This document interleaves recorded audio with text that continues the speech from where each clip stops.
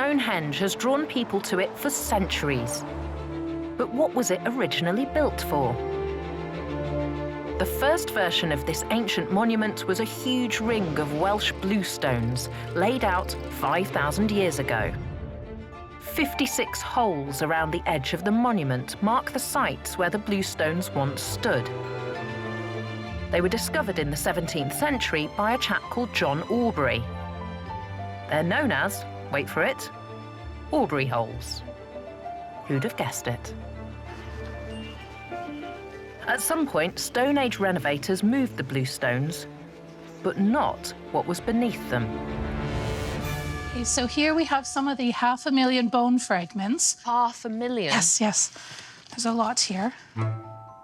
The bones were found in several of the holes by archaeologist William Hawley in the 1920s. Now, Hawley's approach to preserving a site for historical purity differs a teeny bit from today's.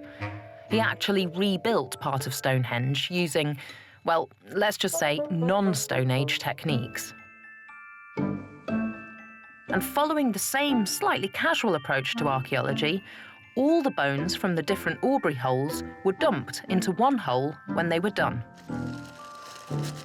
In one fell swoop, they totally scuppered the work of future Stonehenge archaeologists. This is all cremated bone? Yes. Extraordinary. It looks like an unsolvable puzzle. Christy Willis has spent the last 6 years trying to solve it and cursing Hawley's name with every bone. And let's face it, there are a lot of bones. Seriously, this woman deserves a medal. Crikey, you're a superwoman. How many people is that? And how on earth did you go about working out... Oh, wow, look at this, Christy. My gosh. Yes, it was a lot of work. We have, based on Hawley's excavation diaries, about 60 people buried at Aubrey Hole. So my job was to try to isolate these individuals.